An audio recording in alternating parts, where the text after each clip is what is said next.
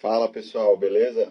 Aqui é o Vitor da Trading com Dados. Hoje a gente está aqui mais um episódio. Dessa vez o Lucas não está como nosso host, né, do podcast. Eu estou aqui fazendo o papel dele. Estamos aqui mais uma vez com a Abud, nosso convidado especial. Fala pessoal, tudo bem?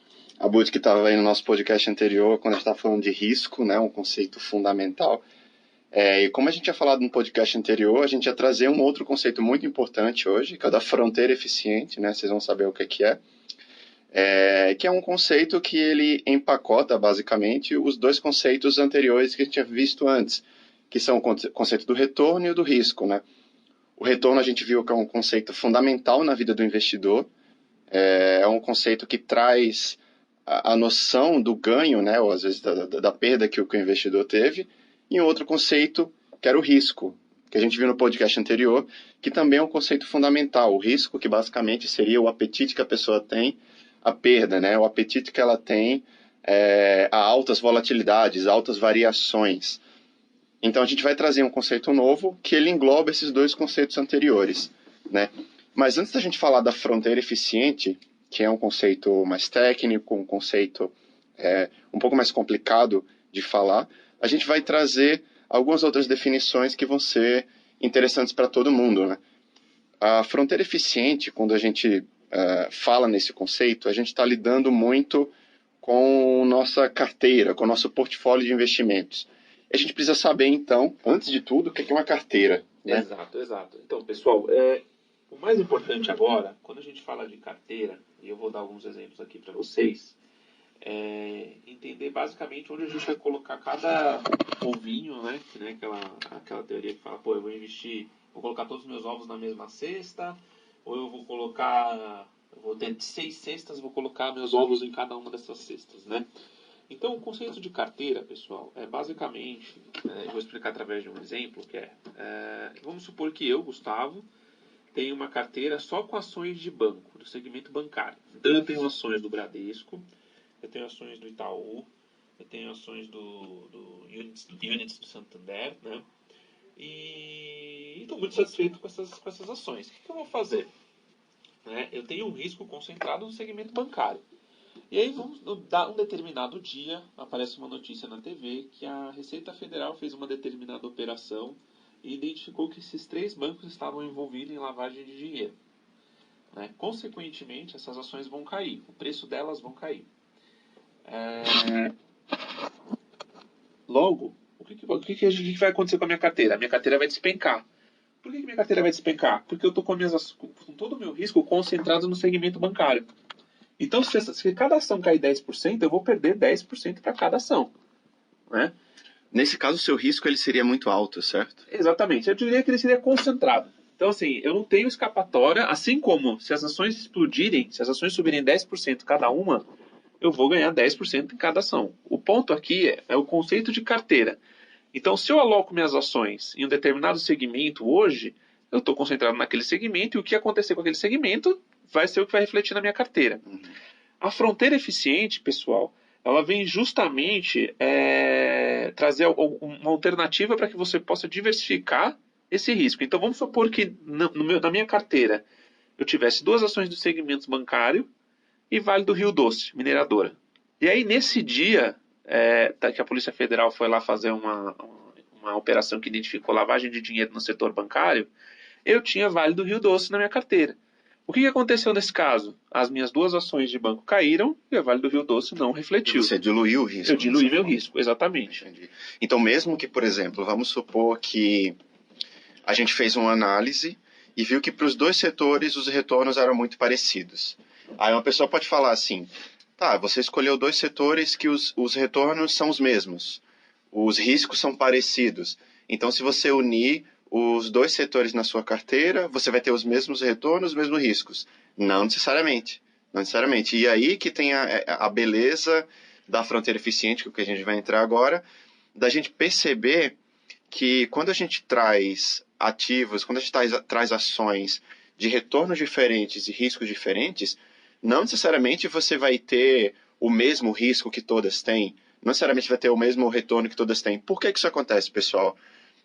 Existe uma noção muito fundamental no mercado financeiro, até na estatística de forma geral, que é a questão da covariância. Eu acho que não vale a pena aqui a gente entrar na discussão técnica, saber a fórmula da covariância, que eu acho que seria complicado demais e não seria o intuito do nosso podcast, né? Já que o intuito do podcast ele é tornar mais acessível esses conceitos. Mas basicamente o que a covariância ela tenta demonstrar? Como que uma determinada classe, como que uma determinada série de ativos, né, uma função, varia com relação a outra. Por que eu falo isso? Porque às vezes você pode ter duas ações que tiveram o mesmo retorno, duas ações que subiram os mesmos 10%, só que às vezes uma foi mais volátil e a outra foi menos volátil. Às vezes uma subiu enquanto a outra caía. Enquanto uma caía 5%, a outra subia 10%. Mesmo que em um período de um ano, por exemplo, as duas ações subiram 10%, elas subiram 10% de formas diferentes. E a covariância, ela consegue perceber isso. Então, através da covariância, eu consigo perceber o comportamento dessas duas ações, uma com relação à outra, e qual que é a beleza disso? Eu consigo cancelar as volatilidades, eu consigo cancelar essas oscilações. Ou seja, se eu tiver uma ação que sobe muito em um período e no final do ano ela subiu 10%, eu tenho uma outra ação que caiu no período e fez um outro movimento, mas no fim do ano também subiu 10%, eu consigo achar uma combinação entre essas duas ações que vai subir 10%, mas vai ter um risco muito menor do que as duas outras juntas. Tá? Se vocês quiserem mais detalhes sobre esse conceito aqui que eu estou falando, da covariância, eu sugiro vocês irem lá no nosso site, tá? Na aba de artigos. Vocês vão ver o nosso post, Risco e Covariância. Como otimizar a alocação de ações no portfólio, parte 1. Essa foi uma série de artigos que a gente fez aí no final do ano passado. Tá? Tem 3 posts, essa série, em que a gente introduziu o conceito da fronteira eficiente. E o primeiro conceito que a gente aborda, que a gente tenta explicar com mais calma, é justamente esse da covariância. Porque, como eu falei, você consegue encontrar combinações de ações que conseguem reduzir o risco. Tá? E de onde surgiu isso? Vocês podem estar se perguntando, beleza, mas como é que isso apareceu? Né? Como que um conceito da estatística foi parar no mercado financeiro? Quem foi a pessoa que trouxe isso? E aí a gente traz um nome também fundamental, que é o nosso Henry Markowitz, que ganhou o prêmio Nobel na década de 50. O Markowitz ele foi o criador da teoria moderna do portfólio. Essa é uma teoria que praticamente revolucionou o mundo dos investimentos. Desde então, todo mundo que trabalha com investimentos precisa saber da teoria moderna do portfólio. E essa teoria ela englobou vários conceitos estatísticos e trouxe esses conceitos mais próximos para o mundo dos investimentos. Um desses conceitos foi justamente o da covariância. Então, se um dia vocês tiverem se perguntado ou tiverem visto alguém falando por aí na mídia que vocês conseguem combinar ações tal, de forma a reduzir o risco, provavelmente essa pessoa estudou a teoria do Markowitz, ela viu esses conceitos e é uma teoria que mostra que isso é possível, né? Isso, é bem importante, pessoal, que essa teoria ela é o princípio, inclusive, para gestores de fundo conseguirem maximizar o retorno da carteira deles. Então, vocês imaginem um gestor. Ele tem um patrimônio do fundo de XYZ valor, né? E que ele precisa encontrar um meio de alocar as ações de modo que ele não perca, né, um patrimônio relevante do fundo dele.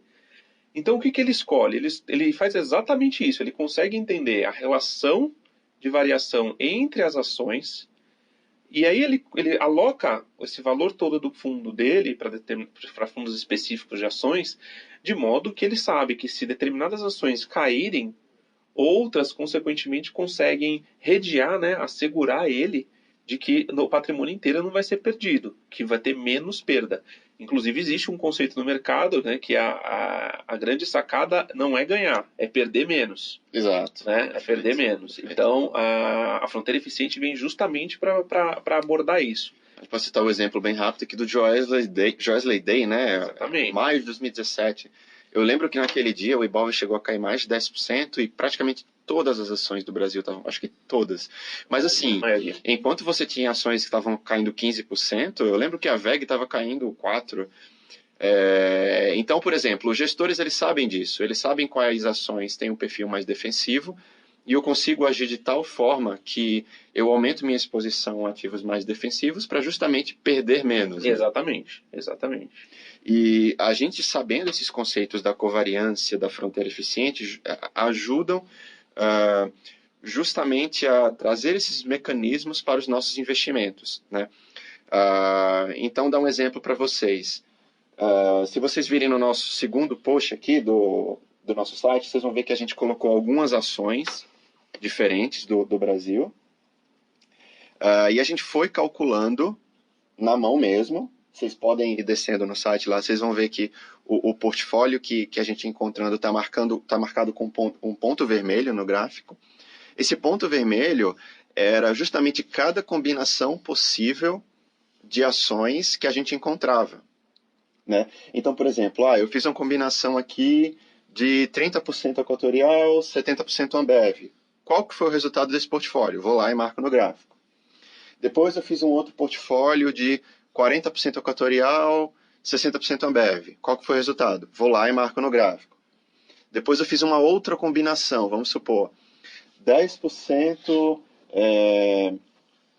de, sei lá, Pão de Açúcar, 30% de Equatorial, mais 10% de VEG, mais 50% de Ambev. Eu nem sei se as porcentagens estão somando 100%, tá? Só estou dando um exemplo aqui. Mas supondo que fosse esse resultado. Vou lá e marco no gráfico para ver qual que seria o resultado desse portfólio. Quando a gente faz isso com várias ações, e a gente faz isso com milhares de combinações, vocês vão começar a observar que o gráfico ele vai começar a adotar um formato de uma parábola, né? Aquela curvazinha assim para o lado. Ele parece um cometa, vocês vão ver. Se vocês verem lá no nosso site, o gráfico, ele começa a ter uma curvazinha, muito parecido com o que a gente chama de cometa, mas esse cometa nada mais é do que a fronteira eficiente. Então, resumindo, o que é a fronteira eficiente? Ele é o resultado de várias simulações que eu faço com milhares de carteiras possíveis, com milhares de combinações possíveis, em que eu mudo a porcentagem daquelas ações. Então, você vai ver um ponto lá que tem 10% de VEG. Você vai ver outro ponto lá que tem 20% de VEG. Ou seja, eu vou alterando as combinações de cada carteira e, no final, aquele gráfico ele vai me dizer, dado esse portfólio aqui que eu calculei, qual que é o retorno dele, qual que é o desvio padrão dele. Então, resumindo, a fronteira eficiente nada mais é do que isso. Ele é um gráfico em que o meu eixo Y, o meu eixo vertical, ele é o meu retorno, e o meu eixo horizontal, meu eixo X, ele é o desvio padrão. E como eu estava falando lá na frente, qual que é a grande beleza disso? Mais uma vez eu estou falando em beleza, né? Porque realmente é uma teoria muito bonita, porque a gente consegue ver na prática os resultados. Para um dado nível de risco, para um dado nível, né, de volatilidade ou desvio padrão, como vocês queiram chamar, eu tenho o maior risco possível. Então, conectando com o que a Boji estava falando, os gestores de carteira, eles sabem disso, eles utilizam isso para encontrar as porcentagens que eu devo ter de cada ação, as porcentagens que eu devo ter de cada ativo, para eu conseguir otimizar o risco da minha carteira, otimizar o retorno da minha carteira, minimizando o risco, certo? Exato. Acho que é importante também a gente destacar um conceito básico aqui que todos nós estamos expostos, que é o risco sistêmico. Então, para Markowitz e a fronteira eficiente, e não existe, né, na verdade, como se evitar o risco sistêmico, pessoal, que é basicamente efeitos em que toda ação vai sofrer. Então, vamos supor o risco Brasil, por exemplo, né? A gente vai falar que o risco Brasil vai aumentar. Todas as ações do Brasil, todas as empresas brasileiras, todas as carteiras, inclusive a de varejo nossa aqui, como a do Itaú, estão sujeitas a esse risco. Isso não é possível você mitigar. Mas a fronteira eficiente vem para justamente mitigar o risco não sistêmico, que o pessoal chama, que é justamente os riscos que tem para cada segmento. Se você tem uma carteira 100% de Vale e aconteceu aquele evento de Brumadinho, né, no caso, você perdeu 100%, praticamente 100% do seu PL, porque naquela época acho que a Vale entrou em leilão 2 ou 3 vezes no mesmo dia depois do evento. Então é muito importante praticar esse conceito, né, ter isso como cultura. Por quê? Apesar de existirem teorias, depois a gente pode trazer para vocês aqui, que são relacionadas à concentração de carteira, de que isso é eficiente, a nossa ideia é, principalmente para as pessoas que estão montando uma carteira, entender o porquê que você tem que montar uma carteira diversificada, né? Então, ter variações mínimas e retornos eficientes é uma forma de se apresentar bons resultados correndo-se pouco risco, né? Então, eu acho que esse é a grande sacada da fronteira, se a gente pudesse resumir em poucas palavras, é como que eu perco menos, né? Como que eu maximizo o meu retorno sem ter uma grande variação de risco. Perfeito. E quais são as ações que eu tenho que alocar meu dinheiro para não ter essa relação de 1 para 1. Ou seja, imagina você alocar a sua carteira em 5 ações e que elas se correlacionam perfeitamente do ponto de vista de 1, por exemplo. Então, se um varia, se a ação número 1 cai 10%, a 2 também cai 10%, você não está diversificando. A ideia do Markowitz é, se a ação 1 cai 10%, a 2 subiu 1%, por exemplo. Exato. Acho que essa é a grande sacada. E aí que vem a covariância, né? Porque Exatamente. Na minha matriz de covariância eu vou justamente conseguir entender isso. Eu vou saber, beleza, aquela ação está caindo 2%, mas ela cai 2% enquanto as outras sobem 4%. E no dia que as outras caírem 2%, aquela minha anterior está subindo 3%. Então, através dessas variações mútuas, eu consigo cancelar o risco entre elas. Cancelar, que eu falo, minimizar, né? Zerar, eu não consigo zerar o risco, mas eu consigo minimizar ao ponto que a minha carteira, a oscilação do meu patrimônio seja muito mais suave. Você estava tocando num ponto muito fundamental aqui, que é, tipo, beleza, se eu tiver várias ações do mesmo setor, né, se todas forem correlacionadas. Tem um gráfico que a gente gosta muito de fazer aqui na Trading com Dados, para ilustrar para o pessoal, né, o potencial do uso da programação dessas técnicas, que é o gráfico simplesmente do retorno versus o desvio padrão para várias ações. Por que isso é interessante? A partir do momento que eu ploto isso no gráfico, vocês podem ver aí em vários estudos que a gente fez com esse gráfico, a gente vai ver que ações do mesmo setor, elas se encontram muito próximas no gráfico. Eu pego uma ação, por exemplo, como a da Uzi Minas, ela está próxima da ação da Gerdau. Perfeito. Você pega ali no o canto inferior direito, você vai ver lá, Uzi Minas e Gerdau. Por que isso acontece? Justamente porque elas estão no mesmo setor. E essas ações brasileiras, exportadoras, metalúrgicas, que estão no mesmo setor, elas estão expostas ao mesmo tipo de risco, elas estão expostas ao mesmo tipo de notícia, como, por exemplo, a gente viu agora, né, o Trump acabou de tuitar e vai subir a taxação. Exatamente. Imagina um cara que está posicionado em CSN, em Gerdau, e, né, tipo, você vai sofrer bastante. Então, é interessante que a gente vai tocando em vários conceitos ao mesmo tempo, que eles vão se completando, né? A gente tocou do conceito da correlação, né? É bom evitar ter ações muito correlacionadas, né? Por que isso? Porque justamente se as ações forem muito correlacionadas, o seu risco, ele tende a aumentar. Exatamente. Certo? Porque se as ações são muito correlacionadas, o risco delas vai ser muito parecido. Se o risco delas é muito parecido, provavelmente você vai ter um risco considerável. Mas se eu tenho ações que são talvez inversamente correlacionadas, o meu risco diminui e eu consigo suavizar esse risco, certo? E eu acho que é muito interessante a gente falar disso, porque o que é um erro comum, tá, gente? Principalmente quando você adota essa diversificação de carteira. É muito engraçado isso. Vamos supor que hoje a determinada ação está caindo 4% e você tem ela na sua carteira, considerando que você diversificou.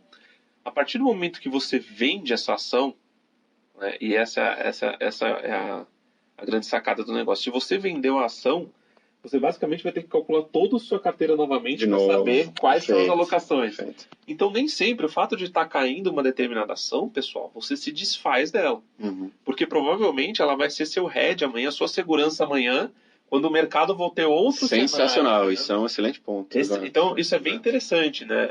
A análise da carteira, pessoal, nem sempre é ruim quando o ativo está caindo. Porque justamente no outro dia vai ser esse ativo que vai subir e vai provavelmente valorizar a sua carteira, considerando toda a arquitetura, né, de fronteira eficiente da sua carteira. Esse é um excelente ponto, eu não tinha parado para pensar realmente, né? Quando você vende o ativo, a sua carteira muda. Você vai precisar, talvez, recalcular a sua fronteira eficiente, porque a sua exposição ao risco muda também. É por isso que é um conceito muito difundido, assim, que muita gente fala, né? Se você tem ativos brasileiros, é bom estar exposto a um pouquinho de dólar, é bom estar exposto a um pouco de renda fixa, claro, né? Justamente por isso, né? Eu consigo diluir esse risco e fazer com que a oscilação da minha carteira seja muito mais suave. Pessoal, então, para resumir, basicamente falando, a fronteira eficiente, aqui o conceito que a gente apresentou para vocês, nada mais é do que uma forma de calcular a oscilação ótima da minha carteira, dado o nível de risco que eu quero assumir. Então, se você tem, por exemplo, vamos supor, 5 ações, você pode fazer sua fronteira eficiente para ver qual que seria a porcentagem para cada ação, exato. Cada ação, né? Para 5 ações, então na primeira ação eu tenho que colocar 10%, dada a volatilidade dela, 20% dada a volatilidade da segunda ação e por aí vai, né? Exato. E aí, quem tiver mais interesse, pode ir lá no nosso site, de novo, o nosso estudo como otimizar a alocação de ações no portfólio. De novo, foi um estudo que a gente fez com 3 partes, tá? A última parte vocês podem ver mesmo a fronteira eficiente que a gente criou, vocês vão ver o formato do gráfico. De novo, parece um cometa, então vocês verem um cometa, vocês já vão saber do que a gente está falando. Não se preocupem agora em entender a fórmula matemática, o conceito da covariância por trás. Eu acho que o interessante é saber que a fronteira eficiente existe, saber o propósito dela, saber onde ela quer chegar e talvez ter a capacidade de fazer isso por conta própria. Então, lá no nosso site, vocês vão ter a oportunidade de encontrar o código de programação para produzir ela. Se vocês quiserem colocar as ações que vocês gostam, as ações que vocês querem comprar, vocês vão gerar a fronteira eficiente de vocês e aí vocês vão conseguir encontrar a alocação ótima de cada carteira. Só para dar um exemplo aqui, na fronteira eficiente que a gente fez, olha que curioso as porcentagens de cada ação que ele deu aqui.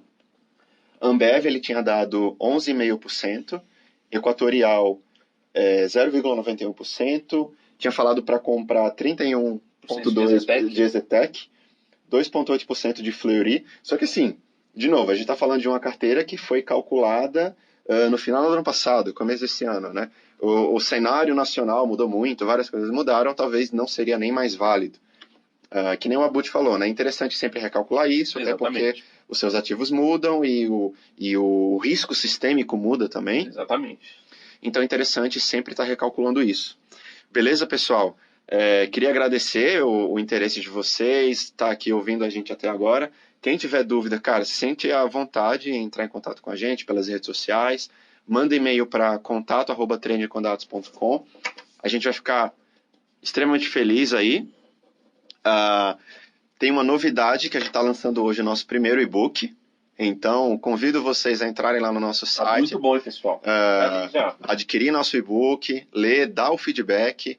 A gente está cobrando aí por um precinho camarada, R$10, um preço de custo, né? Porque ele é o resultado de vários workshops que a gente deu. Até aproveitar a oportunidade aqui para agradecer pessoal da Unicamp, pessoal do IBMEC, pessoal da USP, da FMU, que abriu as portas aí para Trading com Dados, dar os workshops, dar as palestras.